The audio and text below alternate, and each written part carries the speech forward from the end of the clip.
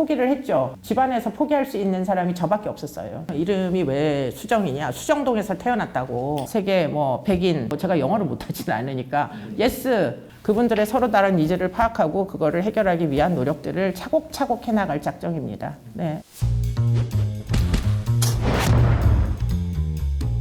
정통파 1회 시작하겠습니다. 안녕하십니까. 경인 CBS 윤철원입니다. 반갑습니다. 네. 안녕하세요. 박창주 기자입니다. 기자 오늘 좀 멋있게 네. 입고 나온 것 같아요. 네, 오늘 첫 방이니까 네, 스튜디오 분위기에 맞춰서 블랙 앤 화이트로 왔습니다. 그 어느 때보다 사실 이번 총선 굉장히 중요하다고 생각하는데요. 박 기자 혹시 이번 총선에 누구 뽑을지 결정하셨나요? 네, 저는 어느 정도 바로 옆 선거구에 살고 있는데요. 좀 지역 현안이 많아가지고 잘 해결해 주실 분 뽑으려고 마음먹고 있습니다. 그만큼 이번 총선 지역의 어떤 현안들을 어떻게 잘 해결할 수 있는 후보들 선택하는 게 굉장히 중요한데요. 우리 시청자 여러분은 어떤 분을 마음속에 두고 계신지 또 어떤 기준으로 후보자들을 선택하려고 마음먹고 계신지 상당히 궁금합니다. 그래서 저희가 이번 자리를 마련한 건데요. 네, 그렇죠. 냅다 색깔만 보고 아무나 뽑으면 안 되겠죠. 그런 우를 범하지 않기 위해서 저희가 철저하게 한번 파헤쳐 보겠습니다. 그래서 저희가 이제 시청자 여러분들이 조금이나마 선택에 도움을 드리고자 후보들을 알아가 보는 자리를 마련했습니다. 그 인터넷에서 떠돌아다니는 그런 딱딱하고 정치적인 이야기들 말고요. 사실 후보들을 좀 알아가려면 그 후보들이 과거에 어떻게 살아왔는지 그리고 그 사람이 어떤 생각을 가지고 살아왔는지 그게 굉장히 중요하잖아요. 그래서 저희가 후보들의 과거, 인생 스토리, 그리고 내밀한 이야기들을 밝고 경쾌하게 전해드리도록 하겠습니다. 오늘 모신 분도 굉장히 핫한 분이신데요. 네, 정말 유명하시죠. 네. 네, 방송에서는 유명한 범죄 심리학자로도 잘 알려져 있으시고요. 프로파일러 출신의 이수정 교수님 모셨습니다. 네, 안녕하십니까, 여러분. 네, 반갑습니다. 굉장히 어색한데요. 네, 스튜디오가 막 울리네요. 그러면 그 교수님 바로 들어가 봐도 괜찮나요? 네, 네, 그러시죠. 네. 네. 그럼 박 기자 네. 시작해 주시죠. 네, 제가 준비해봤는데요. 후보 브리핑 시작하겠습니다. 1964년 부산 수정동 출생, 올해 나이 60, 내년에 환갑이시네요.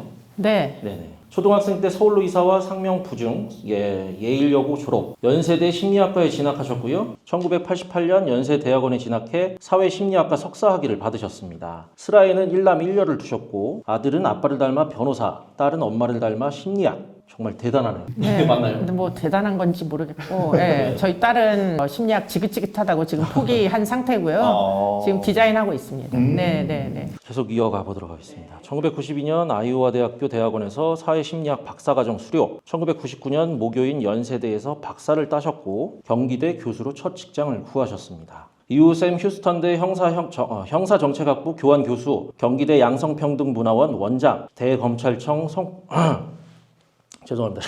처음이라, 네, 좀 호흡 조절이 안 돼. 호흡 네, 조절이 네, 안 돼. 여기서부터. 아, 네. 샘 휴스턴대 형사정책학부 교환 교수, 경기대 양성평등문화원 원장, 그리고 대검찰청 성폭력대책위원, 대법원 양형위원회 전문위원 등 다양하고 활발한 활동을 하고 계십니다. 지금의 이수정 교수님을 만들었다고 해도 과언이 아니죠. 그것이 알고 싶다. 다양한 방송에 꾸준히 출연하시면서 많은 분들께 범죄 심리에 대해 알리셨습니다. 그리고 2019년에는 한국인으로 유일하게 전 세계 사람들에게 영감을 주고 영향력 있는 100인의 여성에 선정이 되셨고요. 국내뿐만 아니라 세계에서 인정을 받으셨습니다. 그리고 그 아래 출연하셨던 표창원 교수님하고 자주 비견이 되시는데 좀 어떻게 생각하시나요? 뭐, 둘 다 교수고, 네. 그런데 이제 그분과 저는 약간 프로필이 달라요. 저는 심리학자였고, 네. 그리고는 이제 표창원 선생님은 경찰대를 나오신 분이었고, 결국은 다 같이 범죄학자가 되긴 했으나, 좀 백그라운드가 많이 달라서 똑같은 사건을 보고도 이제 어떻게 보면 시각이 약간 다르달까? 그리고는 이제 하는 일도 좀 다릅니다. 그러니까 표창원 선생님은 범죄 분석 쪽에서 이제 경찰청 지원을 주로 하시고, 저는 법원에서 전문가 증언을 지원을 하고 있고, 그래서 이제 제가 개입하게 되는 시점은 사건의 거의 마지막 최종 단계에서 이제 어떤 의견을 내는 그런 일들을 하고 있고, 약간 비슷해도 약간 차이가 있습니다. 알겠습니다. 네, 네, 네. 표창원 교수님이 이제 당선이 되셨었죠. 네, 네, 네. 참고하고 네, 네. 다음 이어가겠습니다. 2020년 총선에서는 이제 민주당에서 영입 제안이 왔지만 거절.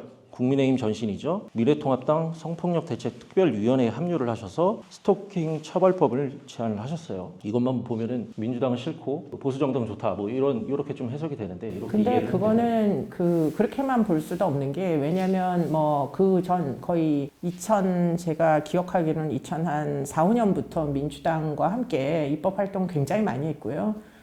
제가 제일 존경하는 국회의원은 민주당이셨던 최영희 의원과 2008년도에 이제 했던 일, 그리고 그 당시에 최영희 의원님이 아동을 위해서 얼만큼 노력하셨는지 하는 걸 너무 잘 알기 때문에 어떻게 보면은 저의 역할의 롤모델은 최영희 의원님이다 이렇게 얘기해도 과언이 아닙니다. 그분과 저희가 했던 일이 바로 해바라기 센터를 만든 일이었고요. 그 해바라기 센터를 만들므로 해가지고 지금 아동, 청소년, 장애인, 성폭력 피해 자들이 이제 피해 진술을 좀 더 마음 놓고 2차 피해 없이 잘 이제 진술을 할 수 있게 됐죠. 그 이제 제 기억으로 그 해바라기 센터가 만들어지기 전해에 장애인 성폭력 사건이 5건밖에는 기소가 안 되던 시절이 있었어요. 근데 지금은 그 해바라기 센터가 기능을 하기 때문에 전문가들도 많이 개입하고 이래가지고 지금 1년에도 거의 수천 건 장애인 성폭력 사건이 지금 사건화가 되고 있어요. 어떻게 보면 뼛속까지 보수는 아니다. 이 말씀을 굉장히 길게 말씀을 해주신 것 같아요. 보수라고 해서 그런 성폭력 사건에 민감하게 대응하지 말아야 되는 법은 없고요. 제가 생각하는 것은 결국에는 이제 민주당이든 지금 이제 국민의힘이든 결국 국민들을 위한 일을 하고 그게 민생과 직접적으로 연관성이 있다면 저는 당은 중요하지 않다. 교수님 그 부분은 이따가 좀 자세하게 말씀을 해주시죠. 그리고 한 가지 더 보태자면 그때 제가 왜 성폭력 대책 특위로 갔느냐, 그게 바로 지자체장들의 성폭력 사건 때문이었어요. 그 전까지 저는 그들을 동료라고 생각했는데 어느 날 갑자기 피해자를 피해 호소인이라고 이상한 이제 격화시키는 용어를 이제 만들어낸 거잖아요. 그게 제 눈에는 너무 위선적으로 보였어요, 사실 그때. 결정적인. 네. 거기 계기가 됐다. 네. 브리핑 짧게 네, 진행합니다. 그러세요. 네, 그래서 네. 여담인데 업무 스트레스로 퇴근하고 집에 들어오시면 동물 관련 영상을 보시는 게 또 낙이라고 하시고요. 네. 의심이 많으셔가지고 인터넷 쇼핑, 뱅킹 이런 거 전혀 안 하시고 네. 컴퓨터에 업무용 파일도 저장도 안 하시고 네. 핸드백에 또 USB 10개 이상 들고 USB 다니시고 들고 다니죠. 네, 핸드백 정말 무겁습니다. 그래서. 이게 특징적인 것 같고요. 네. 이번 국회의원 선거를 앞두고 국민의힘 1호 인재로 영입이 되셨고요. 전자발찌제도, 스토킹 방지법, 아동 유인 방지법 등 안전한 사회를 만들던 범죄 심리학자에서 이제는 안전하고 살기 좋은 수원을 만들겠다며 당당하게 출마를 선택한 이수정 후보님을 소개해드립니다. 그 프로필만 들어도 굉장히 화려하시고 사실은 근데 우리 박 기자가 준비한 것보다 더 많은 말씀을 해주시고 네. 숨을 돌릴 수 있는 시간을 벌었습니다. 네. 그러면 이제 이어서 이제 본격적으로 인터뷰를 진행을 해보겠는데요. 네. 여러 유권자분들이 굉장히 이제 방송에서 드러나 있는 모습들하고 네. 후보님이 어떤 삶을 살아왔는지 이제 그건 좀 많이 다르죠. 다른 네, 문제. 맞아요. 그래서 네.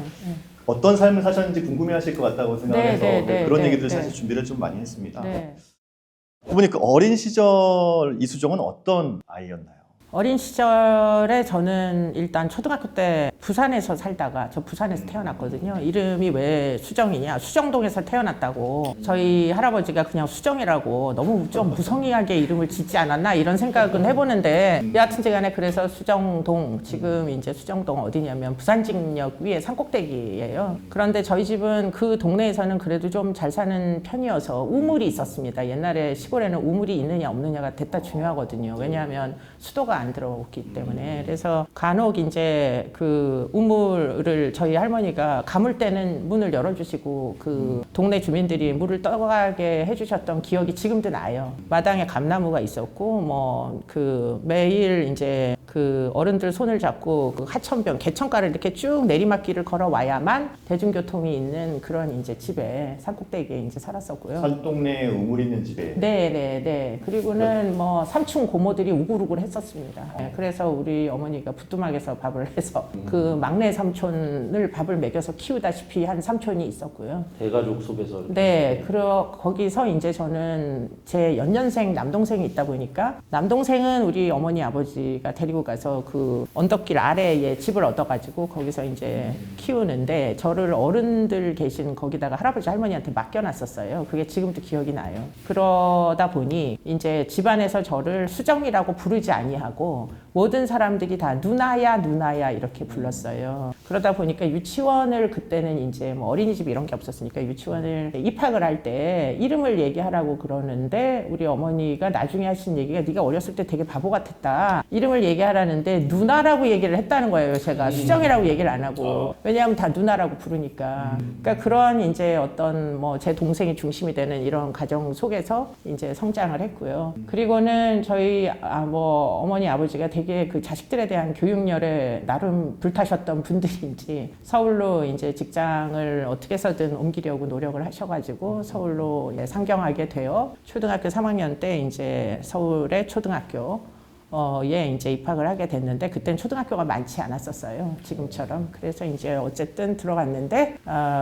다들 부산 사투리를 쓰니까 정말 한 2년 정도는 억양 때문에 애들한테 너무 놀림을 많이 받았었어요. 그래서 아마 지금 같았으면 그게 아마 학교폭력 피해다 이렇게 얘기를 할 만한 그런 경험들을 많이 해서 어릴 때 저는 한마디로 제 존재감을 어떻게 해서든 친구들이든 선생님들이든 주변 사람들에게 입증해서 내가 바보가 아님을 입증하고 싶다 이런 생각을 아주 어릴 때부터 했던 것 같아요. 지금 생각해 보면 사투리는 지금은 전혀 안 쓰시죠? 지금은 쓰지 않습니다. 뭐 많이 잊어버리기도 했었고요. 그런데 이제 주변 사람들이 경상도 사람들이 마구 모여 있으면 저도 모르게 가끔 나오기는 하는 것 같아요. 어휘는 다 잊어버렸고.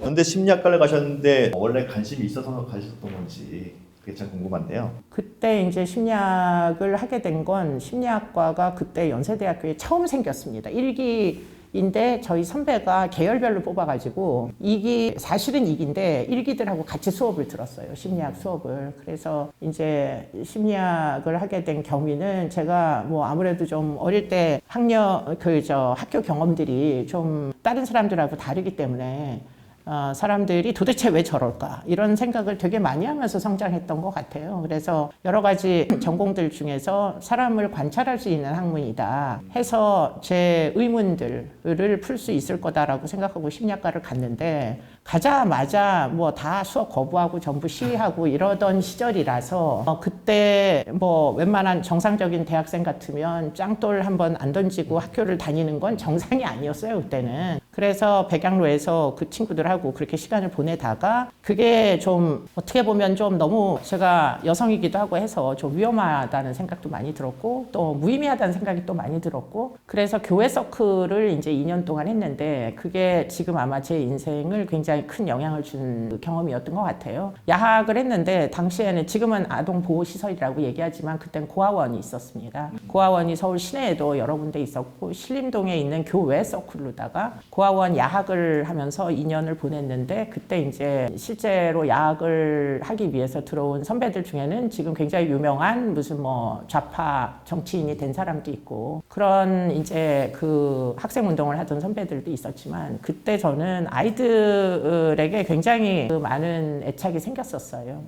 야학은 얼마나 하셨어요? 야학은 2년 정도를 했는데 일주일에 뭐 2번 이상씩 가서 아이들 가리키는 일을 했어요, 사실. 그래서 제가 담임 선생님처럼 제 지도 학생들이 있었고 그래서 지금도 기억나는 게 그중에 초등학생이 하나 있었는데 애가 약간 삐뚤어질 것 같은 그런 생각이 들어서 밑도 끝도 없이 걔네 이제 그 선생님을 만나러 학교를 찾아갔어요. 내가 얘 담당하는 이제 대학생인데 얘가 좀 이렇게 걱정이 되니까 얘한테 신경을 좀 써달라 이 얘기를 하려고 담임 선생님 찾아가서 담임 선생님께 좋게 얘기하고 잘 대화를 하고 돌아왔어요. 저는 그게 굉장히 보호자의 입장에서 중요한 일이다라고 생각했고 담임 선생님도 그거를 좋게 생각하셨고 근데 문제는 그 당사자 아이가 초등학교 걔가 한 4, 5학년 됐던 여학생 같은데 나중에 굉장히 저한테 화를 냈어요.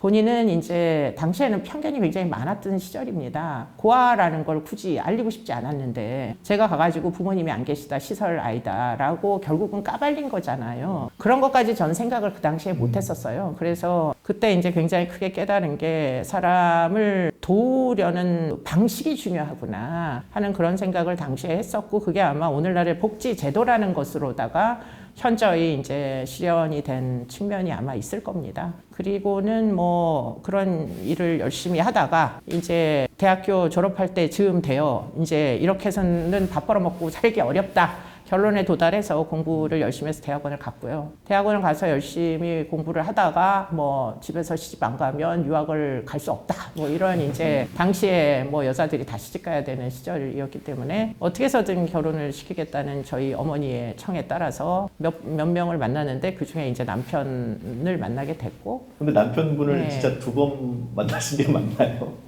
아니요. 이제 결정하기 전에 2번 만났다는 거예요. 그게 이제 왜 2번이냐. 처음에 본인이 나와서 만나고 이제 서로 뭔가 호감이 있었을 거잖아요. 당장에 2번째 만났을 때 저희 지금의 시아버지를 모시고 나왔어요. 우리 지금 배우자가. 그래가지고는 시아버지와 이제 시어머니 그리고 여동생을 같이 넷이서 만났는데 그 가족에는 왠지 제가 끼어들어가서 한 가족이 될 수 있을 것 같은 그런 느낌이 막연히 들었어요. 네. 어쨌든 그럼 남편분을 만나서 공부를 네. 하기 위해서 미국 유학을 가신 거잖아요. 네. 거기서도 심리학 공부를 계속 쭉 해오셨던 거고. 네. 그래서 92년도에 제가 조사한 바로는 아이오와 대학원에서 박사과정을 수료를 하셨고, 네, 논문을 그리고- 써야 되는 거죠. 네, 근데 그러면 학위를 네, 따면 되는데 네. 받으시면 되는데 네. 바로 귀국을 하셨어요. 근데 이제 그게 저는 이제 귀국해서 아이가 둘이었어요, 그때. 그 아이들 둘은 모두 한국에 돌아와서 낳았습니다. 국적이 대한민국이에요. 아무리 미국에서 유학 생활에 임신을 했어도.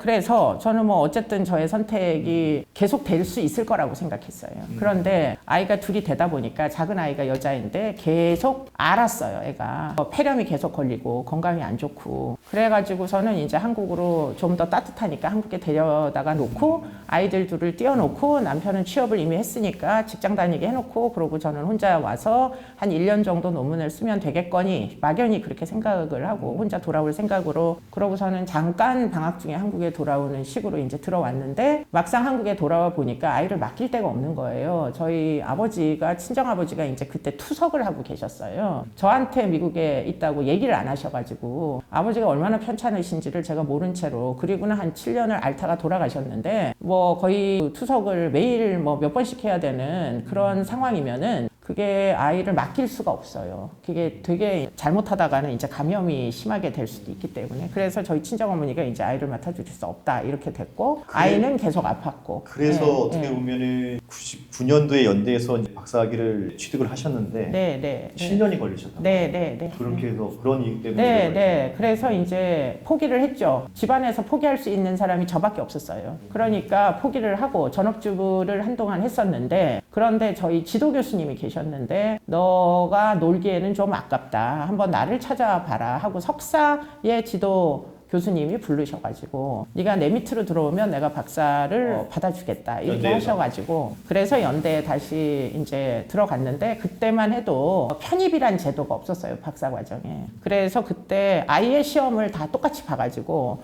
그때 제2 외국어까지 시험 봐가지고 박사 과정에 입학을 했고요. 그런데 이제 나중에 편입 과정이 생기고 저는 이제 미국에서 학점 땄던 거를 일부 인정을 받아가지고 비교적 빨리 학위를 땄죠.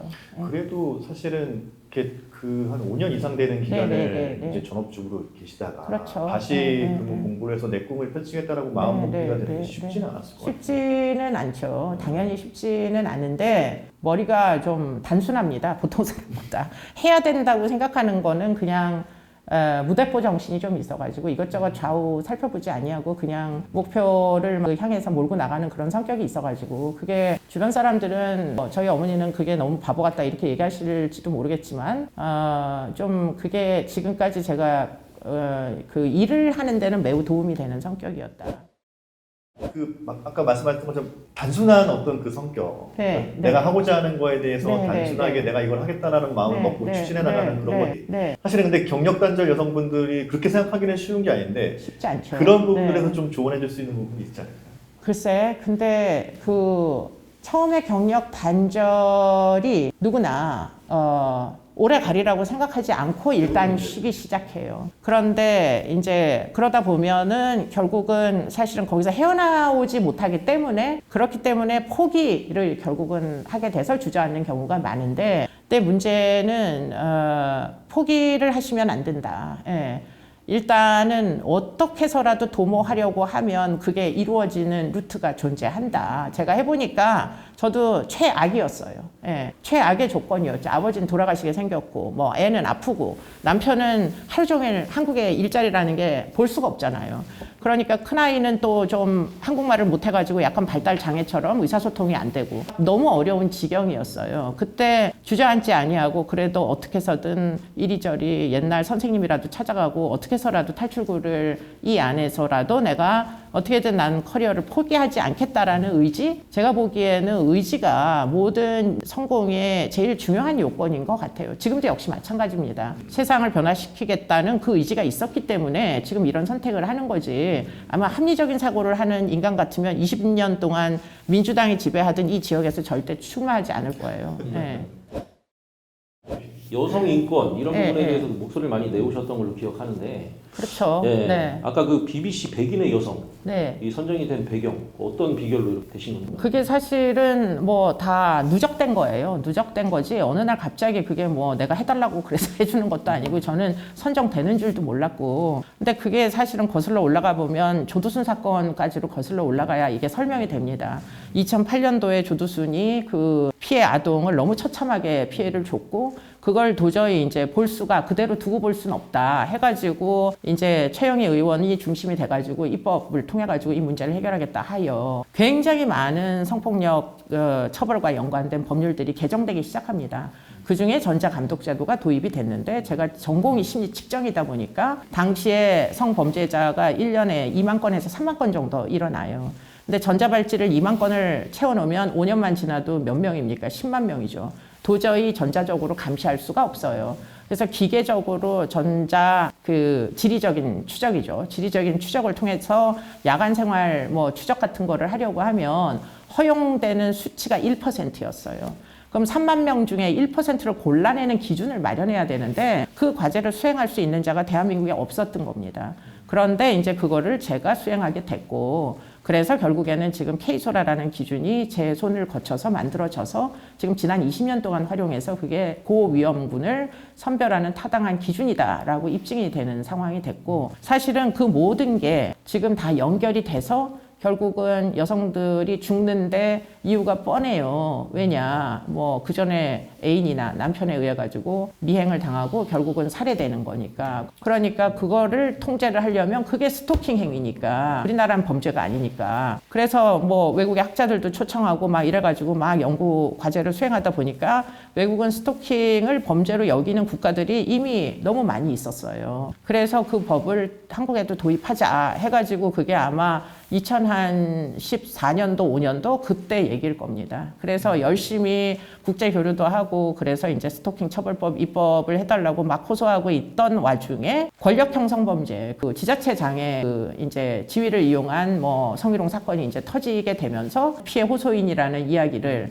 동료로 알고 있었던 자들이 막 어느 순간부터 막 그 피해자를 격화시키는 일들이 마구 벌어지기 시작했어요. 그래서 어떻게 되느냐, 야 진짜 내가 생각하는 그 옛날에 알았던 사람들이 아니구나라는 걸 깨닫게 되면서 막 혼란에 빠진 와중에 저희가 김지은 씨를 지원하는 무슨 뭐 어떤 미팅이 있었고 그 이후에도 서울시장에 이제 피해 여성을 지원하는 무슨 언론 브리핑이 있었고 그러면서 우리가 민주당에 굉장히 실망을 많이 하고 그리고는 막 혼란에 빠져 있는 와중에 국민의힘 쪽에서 보수 쪽에서 그러면 당신 들어와라고 제안을 하면서 제가 그때 2개 조건을 걸었어요. 하나는 스토킹 처벌법을 입법해 주는 조건이다. 그럼 내가 당신네들과 함께 할 수 있다. 두 번째 게 뭐냐면 보호수용법을 입법해달라. 보호수용법이라 하면 지금 조두순이나 김근식이나 이런 사람들이 지금 지역사회로 돌아가서 너무나 많은 문제를 일으키고 있잖아요. 그들을 감시하느라고 너무나 많은 공권력이 지금 낭비되고 있고 그러니까 그 사람들을 국가가 관리를 하는 겁니다. 출소를 해도 관리를 계속 하는 제도가 보호수용 제도예요. 그러니까 2개를 입법해주면 내가 너희한테 갈게 그랬는데 그 2개가 하나는 이미 입법이 됐고요. 스토킹 처벌법이. 다른 하나는 한동훈 장관이라는 자가 나타나서 스토킹 처벌법을 보호수용법을 제시카법으로 지금 입법을 하겠다고 이미 발표를 하고는 비대위원장이 된 거잖아요. 그러니까 이 사람들과 함께 하는 건 가능하겠다. 왜냐? 이 사람들이 내가 제안했던 그 어려운 약속 2개를 지켰기 때문에. 맞춤형 입당이네요.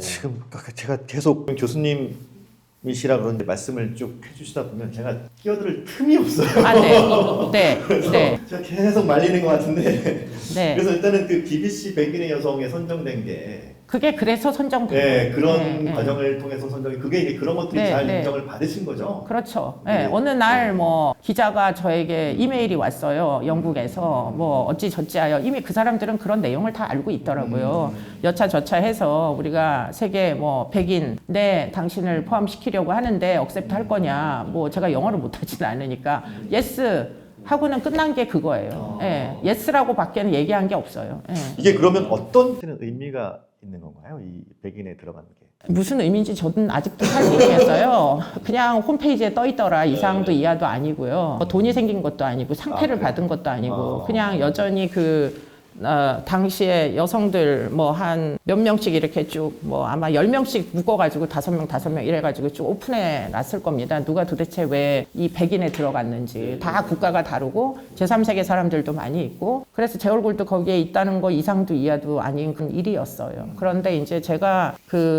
나름 이게 의미가 있다라고 생각이 드는 건 그 이후로 이제 어떻게 보면은 좀 제 주장이 이렇게 허공으로 날아가는 것 같지는 않은 생각? 예. 옛날에는 무시하는 사람들이 너무 부지기수로 많았는데 저 여자가 무슨 얘기야? 뭐 너무 과한 거 아니야? 뭐 이렇게들 마고 이제 뭐 편의에 따라가지고 저를 막 페미니스트라고 또 욕을 했다가 뭐 이러기도 했는데 그런데 이제 그런 뭐 백인의 여성에 들고 난 다음부터는 뭐 이렇게 너무 저를 격화시키는 발언은 많이 줄었다. 네.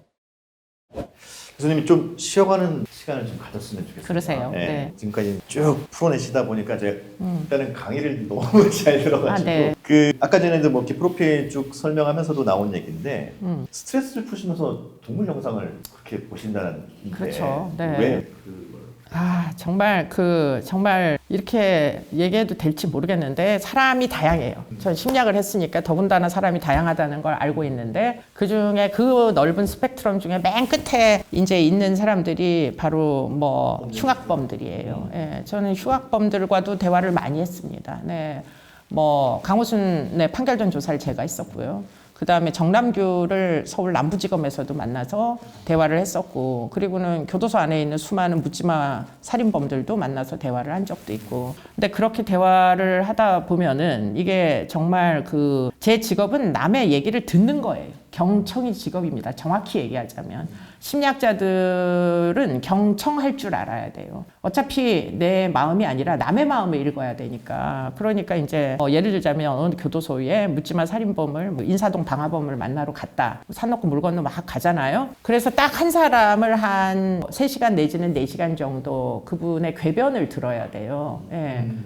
말도 안 되는 얘기잖아. 그렇죠. 예, 범행 동기는 하나같이 궤변이고, 예. 그러면서 이제 자기 정당화를 하잖아요. 누구나 자기 방어적이고 누구나 논리가 있어요. 궤변이긴 하나. 그렇게 듣고 나오면은 그 스트레스를 주체할 수가 없어요.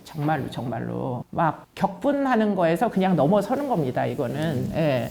그러면은 그게 번아웃이 돼요. 예. 그러면 이제 그걸 해소할 방법이라고는 딱 2가지가 있는데 나오자마자 나의 학생들과 저는 학생들이 저의 뭐 동료 연구자들이라고 생각하는데 그 친구들하고 같이 매운 걸 먹는다 해서 1차적으로 해소해요. 그리고 나서는 귀가하여 동물 영상을 본다. 왜냐하면 나는 인간에게 혐오감을 느끼기 때문에. 예. 그렇기 때문에 지금도 요새도 그 동물 영상 시간이 있을 때마다 많이 보는데 정말 세상에 평화롭고 진짜 거짓말 하지 아니하고 그리고는 뭐 인간에 대한 애착이 이만저만이 아니고 심지어 학대를 받는 주인에게도 너무나 애착을 충성스럽잖아요. 그런 모습이 저에겐 너무 큰 위안을 줘요. 그 도구 TV 이런 걸 보나요? 아니면 동물 요새 되게 많이 늘었어요. 유튜브 그러니까, 보면은 진짜 쇼츠부터 시작해가지고 동물만 계속 보세요. 동물을 마구 미친 듯이 보다가 요새는 애기들 영상도 보기 시작했어요. 예, 한편으로는 할머니가 되고 싶다는 그런 희망이 있기 때문에 애기들 영상을 단순한 영상을 보면서 이제 생각을 비우는. 그렇죠. 아무 생각이 안 나잖아요. 그런 영상을 보면. 좋아하는 동물이 있으실 것 같습니다. 저는 강아지를 무지하게 좋아했었는데 요즘은 영상에 고양이도 아주 신기한 고양이들이 많더라고요. 그래서 직접 키우시나요? 저희 그 배우자가 개한테 한번 물렸었어요. 그래가지고 아주 극도의 공포가 있어서 강아지가 반려견이 이제 산책을 하면은 길을 건넙니다. 이 사람 개가 너무 무서워서 그 정도로 개를 무서워하는 자와 함께 살다 보니 집에서는 키우지는 못하고. 부모님은 예. 무서워하지는 않으시고요. 저희 부부는 서로 무서워하지 않아요. 서로 관여하지 않기 때문에 너는 너대로 나는 나대로. 근데 이제 범죄자들 만나서 경청하신다고 했는데 네. 유권자들 지금 만나고 계시잖아요. 네네네. 그게 좀 도움이 되나요? 그러니까 경청하는 습관은 도움이 현저히 되더라고요. 네, 누구를 만나서 어떤 민원을 듣던지 간에 일단 제가 그 경청하는 아주 현명한 방법 중에 하나는 시간을 정합니다. 그래서 지금부터 우리가 대화를 나누는 시간 50분입니다. 저희도 시간을 좀 정하고 있는데 네. 마음대로 안 되시죠? 마음대로 안 되네요. 네. 그러니까 하나만 더 여쭤볼게요. 네. 그 아까 전에 나왔던 얘기 중에 의심이 많아가지고 이제 인터넷 뱅킹과 좀 인터넷 뱅킹 안 하는 분이 어디 있어요? 저는 확인만 하고요. 송금 안 합니다. 아, 송금하는 기능을 죽였어요. 네. 아, 그러면 그거 뭐 못 빼가니까. 네. 그 보이스피싱 뭐 이런 것 때문에 그러시는 거예요? 아, 그렇죠. 뭐 모든 게 아니, 사실은 교수님 정도인데 보이스피싱에 당할 수도 있죠. 예, 사람 일이라는 게 알 수가 없기 때문에 요즘은 뭐 가진 기발한 아이디어가 다 이제 범죄에 활용되기 때문에 클릭만 해도 그 순간에 개인정보가 다 빠져나가는 일들이 너무 많아서 일단 잘 하지 않고요. 예, 더군다나 저는 제 하드디스크 컴퓨터에 아무 파일도 없습니다. 예, 다 USB에 있지. 예. 안 불편하세요? 불편하죠. 무겁죠. 그래서 어깨가 너무 아파서 저는 가죽 핸드백을 들고 다닐 수가 없어요. 그럼 아예 웹하드 이런 것도 아예 그냥 USB가 그러면 편해요. 이제 백팩 메고 다니시나요? 백팩 아니면 그냥 전 다 청가방이에요. 청가방. 그 소위 말하는 그 명품백 하나 명품백이 갖고 싶지만 무거워서 너무 불편해요. 쇠로 된 거 전 싫어요. 그런 거 선물하시면 안 되겠네요. 그 다음 이제 본격적으로 다시 이제 본론으로 가볼게요. 네. 이제 정치 이제 현안 얘기 네, 좀 네, 해야 될 네, 텐데 국민의힘 1호 영입 인재시기도 하고 네, 네, 그래서 네, 어떻게 보면은 좀 쉬운 지역구로도 좀 갈 수도 있으셨을 것 같은데 그런 선택할 네. 수가 있었겠죠. 근데 이제 텃밭으로 어떻게 보면 굉장히 민주당 텃밭이라고 할 수 있는 수원 네. 정의 네. 오시게 되신 이유가 있으신가요? 뭐 제가 또 머리가 잘 안 돌아가는 사람이다 보니 뭐 이것저것 보지 않고. 네, 이것저것 보지 않고 내 직장이 있는 곳이나 집이 있는 곳인데 하루가 24시간이잖아요. 그럼 집에 가서 자는 시간 기껏 7시간 빼놓고는 저는 내내 수원에 25년 동안 있었기 때문에 저는 수원을 더 잘 알아요. 수원 사람이에요. 그러고 사건 사고 현장을 쫓아다녔잖아요. 유영철 사건 현장, 뭐 강호순 사건 현장 이런 데 다 수원. 쫓아다니니까 저는 수원 사람이라고 저 스스로를 생각했기 때문에 그냥 수원에서 나오면 되겠거니. 왜냐하면 제 이제 여러 가지 경력 때문에 제 주변에 있는 식당 방문하는 식당 뭐 주인분이나 다 이런 분들이 너무 저에게 친절하고 나이스하고 언제나 우호적이고 이런 생각으로다가 그럼 난 이 동네 사람이고 여기서 출마하면 되겠거니 이렇게 생각하고 출마했는데 그런데 이제 제가 너무나 그 바보였다라고 생각이 드는 건 말씀하신 대로 여기는 민주당 지역이고 그러니까 촘촘히 그 조직들이 사실 당원들도 있고 한데 똑같은 사람인데 저는 어저께까지 똑같은 사람이었는데 제가 출마를 선언하고 난 다음 제가 가는 가게의 주인분들 중에 일부가 갑자기 태도가 확 변하셨더라고요. 제가 출마 선언을 하고 난 다음에 그게 한동안 저에게는 굉장히 의아했어요. 왜 이러지 이 사람이? 어떻게 변하는가요? 그냥 갑자기 웃던 표정이 무표정해지고 뭐 이제 보통 가면은 뭐 막 뭐 먹어보라고 이렇게 많이 주시거든요. 근데 이제 그런 친절을 전혀 베풀지 않으시고 뭐 계산하고 나갈 때도 말 한마디 걸지 않으시고 평소와는 너무 다른 평소하고는 너무 다른 태도를 갑자기 보이시니까 지역 정서가 네. 그래서 제가 한편으로 든 생각은 이것은 보수에 대한 적대감이다. 그런 생각 하나. 다른 하나는 정치인들이 오죽 했으면은 이 정치 혐오증이 이 정도로 심할까 하는 것 두 가지. 그리고는 그럼에도 불구하고 이분들에게 내가 어저께까지 알고 있던 그 이수정이라는 거를 그러면 이분들에게 다시 알릴 방법이 있겠는가. 뭐 그 세 가지 정도가 초기에 제가 가졌던 생각이에요. 나는 바뀌지 않았다. 지난 25년 동안 지역사회를 위해서 봉사하던 그 이수정이 오늘도 맞고 내일도 맞는데 그걸 이분들에게 다시 어떻게 신뢰감을 드릴 드릴 거냐. 예, 이분들이 선택하시는 건 이수정이지 이수정의 그 백그라운드를 선택하시는 게 아니잖아요. 그런 상황에서 이제 상대 후보가 정해졌잖아요. 네. 김준혁 교수에 대해서 좀 어떻게 좀 알고 계시나요? 뭐 잘 알고 있는 사람은 아닙니다만 분석을 좀 해보셨을 거 아니에요? 뭐 별로 그렇게 범죄 분석 혐의점이 없던가요? 뭐 그분은 범죄를 저지르지 않아서 분석의 대상이 일단 아닙니다. 그래서 저는 일단 기본적으로 상대가 누구냐가 중요하진 않다고 생각해요. 예, 왜냐하면 이 선거는 이 조직 20년 동안 키워져 온 이 조직과 저 개인의 지금 경쟁이라고 생각을 하기 때문에 그 조직에서 선택한 후보가 박광원 씨면 더 능력자였겠지만 김준혁 씨라고 해서 절대 약자가 아니다. 전 그런 생각을 하고 있기 때문에 역시 그 조직은 건재하고 그 조직을 제가 경쟁해서 이겨내야 되기 때문에 여전히 어려운 싸움이다 이런 생각을 하고 있어요. 네. 그 평생 인간의 어떤 사람의 네. 심리를 분석해 보시면서 살아오셨잖아요. 네. 그 분석하는 그 인간의 심리를 분석하는 게 어떤 그 이 선거에 좀 도움이 안 되나요? 도움이 됩니다. 네, 도움이 되죠. 예를 들자면 지금 이런 세팅이다. 인터뷰를 하는 자의 의도 이런 걸 저는 읽어요. 저희의 의도. 그렇기 때문에 어떻게 보면은 대응하는 방식의 차이. 만약에 그런 고민을 하지 않는 분이 대응하신다면 아마 두 가지 반응이겠죠. 쉽게 현혹되어서 넘어가거나 다른 하나는 격분하여서 이제 거절하거나 전 그러지 않아요. 그분들의 의도를 짐작하고 그분들이 원하시는 방향으로 협조하고 그래서 결국에는 나에게 이익이 되는 방식으로 어떻게든 상황을 진행시켜 보려고 노력을 하는 게 그게 제가 문제를 해결하는 방식이에요. 유권자들에 대해서도 마찬가지입니다. 유권자들이 저를 여당이라고 선입견을 가지고 처음엔 대하실 수 있죠. 그러나 그분들에게 필요한 게 뭔지를 경청하고 파악하고 분석해서 결국은 그분들의 20년 동안 외면됐던 수건을 해결해 줄 수 있으면 그러면 인간은 또 한편으로는 합리적이기 때문에 본인들의 수건이 해결될 수 있는 사람을 선택하실 거다. 그런 믿음을 갖고 있어요.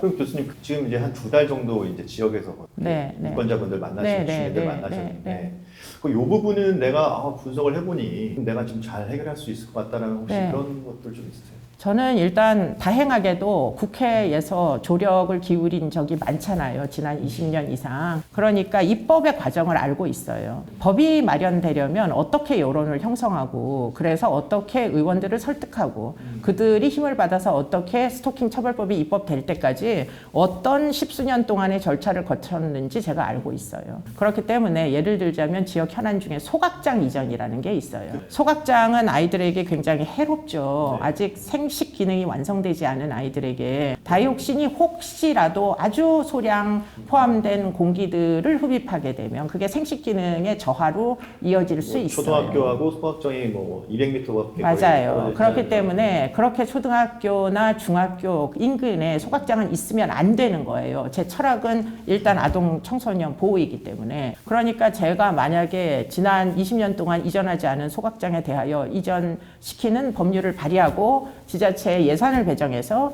이것을 만약에 옮길 수만 있더라도 수원의 역사 속에서 아마 틀림없이 기록될 거라는 확신이 있어요. 그렇기 때문에 지금 환경부 장관도 만나고 입법하기 위한 노력을 하는 겁니다. 네. 아무튼 그렇게 잘 노력해 주시면 나중에 좋은 결과가 있길 바라고요. 워낙 지금 이제 교수님 어떻게 보면은 그 강의를 제가 열심히 들어가지고 앞에서 계속 마지막 질문을 하라고 사인이 와가지고 마지막 질문을 좀 드릴게요.